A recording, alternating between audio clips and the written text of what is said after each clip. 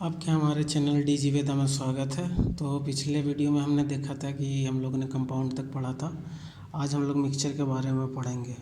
तो सबसे पहले मैं मिक्सचर का डेफिनेशन थोड़ा सा फिर से बैक टू बैक बता देता हूँ, पिछले वाले वीडियो में जो बताया था उसी को। मिक्सचर में क्या होता है कि जब फिक्स प्रोपोर्शन में हम दो या दो से अधिक पदार्थ को मिलाते हैं तो उसको मिक्सचर बोलते हैं। मिक्सचर का फिर दो क्लास में उसको क्लासीफाई करते हैं। एक को बोलते हैं होमोजीनियस मिक्सचर, दूसरे को बोलते हैं हेट्रोजीनियस मिक्सचर। तो होमोजीनियस मिक्सचर में क्या होता है कि जब पदार्थ को हम मिलाते हैं तो एक दूसरे में इतने अच्छे तरह से मिल जाता है कि उसको हम अपने आँखों से नहीं देख सकते हैं। जैसे कि जब हम लोग पानी में चीनी को घोलते हैं तो पूरी तरह से घुल जाने के बाद हम उसको देख नहीं सकते हैं कि चीनी उसमें कैसे घुला हुआ है। वैसे ही जब नमक में हम लोग पानी को घोलते हैं, पानी में नमक को घोलते हैं कुछ भी, तो वो भी पूरी तरह से मिक्स हो जाता है, वो हम अपने आँखों से नहीं देख सकते कि नमक कैसे घुला हुआ है। और भी बहुत सारा एग्जांपल है, जैसे कि कॉफ़ी हो गया, कॉफ़ी में चीनी घुला हुआ होता है। मिल्क शेक हो गया, जो हम लोग मिल्क शेक बनाते हैं। फिर ऑरेंज जूस हो गया, ऑरेंज जूस में भी बहुत सारा चीज़ मिला हुआ। ऑरेंज जूस का कंस्टिट्यूएंट्स डिफरेंट डिफरेंट होता है, लेकिन वो कंस्टिट्यूएंट हम नहीं देख सकते हैं, तो वो भी मिक्सचर के अंदर आता है। होमोजीनियस मिक्सचर के कैटेगरी में भी इसको हम ऑरेंज जूस या कोई भी जूस को रखते हैं। अब चलिए हम लोग देखते हैं कि हेट्रोजीनियस मिक्सचर क्या होता है। हेट्रोजीनियस मिक्सचर में होता है कि जैसे जब दो पदार्थ उसमें जब हम घुलते हैं तो वो पूरी तरह से नहीं मिलते हैं। हम उसको अपने आँखों से देख सकते हैं कि घुला हुआ तो है, लेकिन फिर भी वो अलग अलग में एग्जिस्ट कर रहे हैं। जैसे कि बालू में पानी, जब नदी में देखते हैं बालू और पानी का जो मिक्सचर रहता है, तो बालू अलग रहता है और पानी अलग, साथ साथ में ट्रेवल करते हैं नदी के थ्रू, बालू सैंड, बट हम उसको अपने आँखों से देख सकते हैं। तो वो हेट्रोजेनियस मिक्सचर का एग्जांपल हो गया। तो हेट्रोजीनियस में भी बहुत सारा और एग्जांपल मैं आपको बताता हूँ। देखिए, सबसे पहला हो गया आइस इन वाटर। पानी में जब आप आइस क्यूब डालिएगा तो वो मेल्ट होने में कुछ टाइम लगता है, उससे पहले वो जो मिक्सचर है उसको हम हेट्रोजीनियस मिक्सचर की कैटेगरी में रखते हैं। जो हम लोग नूडल बनाते हैं, मैगी बनाते हैं, उसमें पानी डाल के बनाते हैं तो वो सूप टाइप का बनता है, तो उसको सूपी नूडल बोलते हैं। वो भी जो मिक्सचर है उसको भी हम हेट्रोजीनियस मिक्सचर बोलते हैं। वायल को जब हम वाटर में डिज़ोल्व करते हैं तो पूरी तरह से डिज़ोल्व होता नहीं, वो सेपरेट हो जाता है, तो वायल इन वाटर, ये भी आपका हेट्रोजीनियस मिक्सचर का एग्जांपल होगा। तो इस तरह से मैंने 5-6 एग्जांपल देकर बताया कि हेट्रोजीनियस मिक्सचर और होमोजेनियस मिक्सचर में क्या डिफरेंस होता है, उसको हम प्रैक्टिकल लाइफ में कैसे देख सकते हैं। जो आप मैगी भी खा रहे हैं वो भी हेट्रोजेनियस मिक्सचर का एग्जांपल है। आप जूस पी रहे हैं वो होमोजेनियस मिक्सचर का एग्जांपल है। तो प्रैक्टिकल लाइफ से कोरिलेट करने पे चीज़ें बहुत आसानी से याद रखा जा सकता है, इसलिए प्रैक्टिकल लाइफ वाला एग्जांपल ही मैं अपने कोर्स में ऐड करता हूँ, जिससे लोगों को समझने में आसानी हो। अब इसके बाद हम देखेंगे कि जो प्रॉपर्टीज़ ऑफ मिक्सचर का प्रॉपर्टी क्या होता है, इसके बारे में हम जानेंगे। सबसे पहला तो प्रॉपर्टी हो जाता है कि ये फ़िक्स प्रोपोर्शन में नहीं होता है। जैसा कि हम जानते हैं कि कंपाउंड में है वो फ़िक्स प्रोपोर्शन में मिलाया जाता है, लेकिन मिक्सचर में हम उसको फ़िक्स प्रोपोर्शन में नहीं मिलाते हैं। वो किसी भी प्रोपोर्शन में हो सकता है, उसको मिक्सचर बोलेंगे। मिक्सचर में क्या होता है कि जो कंस्टिट्यूएंट मिलाया जाता है वो अपना प्रॉपर्टी बनाए हुए रखता है, जबकि कंपाउंड में डिफरेंट हो जाता है। जैसे हाइड्रोजन का प्रॉपर्टी अलग है, ऑक्सीजन का प्रॉपर्टी अलग है, उससे जब H2O बनता है तो वाटर का प्रॉपर्टी बिल्कुल डिफरेंट हो जाता है। लेकिन मिक्सचर में ऐसा नहीं है। जो कंस्टिट्यूएंट है, जो हम मिला रहे हैं, जो पदार्थ पहले मिलाया गया बाद में जो मिल के बना मिक्सचर, उसमें उसका जो गुण रहता है वो विद्यमान रहता है, अवेलेबल रहता है।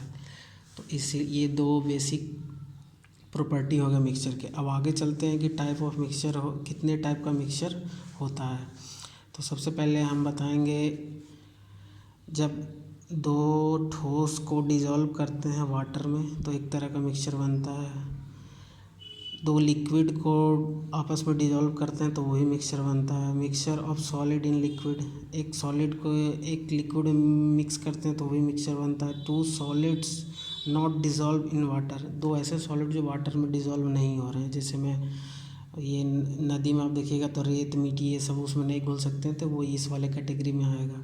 ये जस्ट ब्रीफ इंट्रोडक्शन में मिक्सचर का दे रहा हूँ। जब मिक्सचर चैप्टर में डिटेल में पढ़ाऊँगा तो उसमें सारा ये जितने भी कैटेगरी हैं सारे का मैं एग्जांपल बताऊंगा। तो अभी के लिए बस मिक्सचर में इतना ही रहेगा, और मैं फिर आगे का टॉपिक देखते हैं।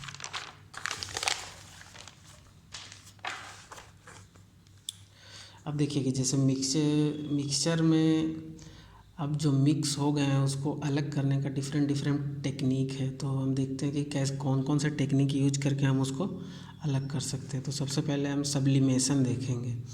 सब्लिमेशन होता क्या है इसके बारे में हम जानेंगे। ये जो मैं लिख के रखा हूँ कॉपी पे, इसका आपको PDF भी मिल जाएगा, तो उसके लिए आप ज़्यादा चिंता ना करें। अब बस मैं जो बोल रहा हूँ उसको अपने काने तक जाने दीजिए, उसको समझिए। बाकी मैं PDF भी अपने चैनल पर डाल दूँगा।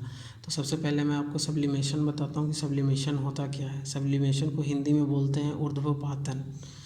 यानी ऊर्ध्वपातन एक ऐसी प्रक्रिया है जिसमें कोई भी ठोस सीधे वाष्प में बदल जाता है या गैस में बदल जाता है, उसको हम ऊर्ध्वपातन या इंग्लिश में सब्लिमेशन बोलते हैं।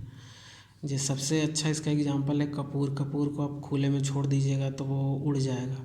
थोड़ा बहुत उसमें वेस्ट प्रोडक्ट रहता है। ओरिजिनल कपूर अगर रहेगा तो वो पूरा उड़ जाता है, लेकिन अगर कपूर में मिलावट हो तो थोड़ा बहुत उसके रिमेनिंग्स वहाँ पे अवेलेबल होंगे। तो उसको आप कंसीडर नहीं कीजिएगा कि ऐसा तो बोला जाता है कि कपूर सब्लाइम हो जाता है, बट यहाँ तो उड़ा नहीं। तो इसलिए नहीं उड़ता क्योंकि जो कपूर आप मार्केट से ख़रीद के लाते हैं वो ओरिजिनल नहीं रहता है, उसमें अडल्ट्रेशन यानी मिलावट रहता है। तो इसके पीछे ये रीज़न है। बाकी कैम्फर सबसे अच्छा और प्राइम एग्जांपल है सब्लिमेशन को समझने का। दूसरा हो जाता है नेफ्थलीन। नेफ्थलीन जो अब घर में कभी जब सीज़न चेंज होता होगा, जैसे ठंड ख़त्म होने वाला है तो ठंड के कपड़े को धोते हैं, उसके बाद उसमें छोटा छोटा वाइट बॉल डालते हैं जो एक अलग तरह का स्मेल निकलता है, उसी को बोलते हैं नेफ्थलीन।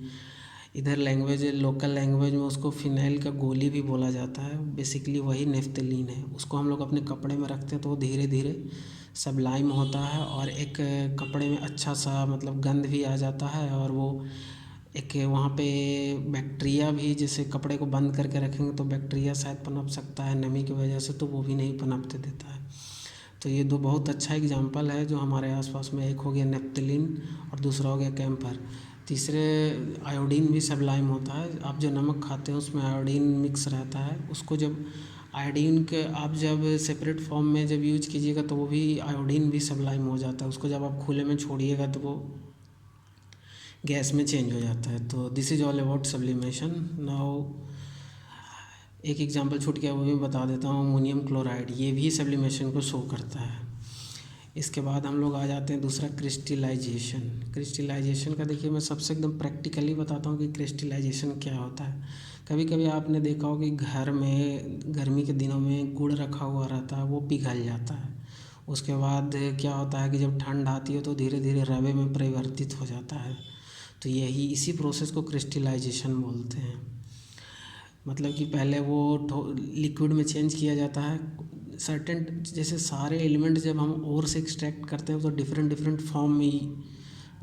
फॉर्म में एग्जिस्ट करते हैं। तो उनको एक्सट्रैक्शन करने के लिए सारे चीज़ों का हम यूज करते हैं। क्रिस्टलाइजेशन का, सब्लिमेशन का जो भी हम पढ़ते हैं वो प्रैक्टिकल लाइफ में उसका यूज होता है, इसीलिए हम लोग पढ़ते हैं। तो कुछ ऐसे और होते हैं जिनको हम सब्लाइम करके अलग करते हैं, कुछ ऐसे होते हैं जिसको क्रिस्टलाइज करते हैं।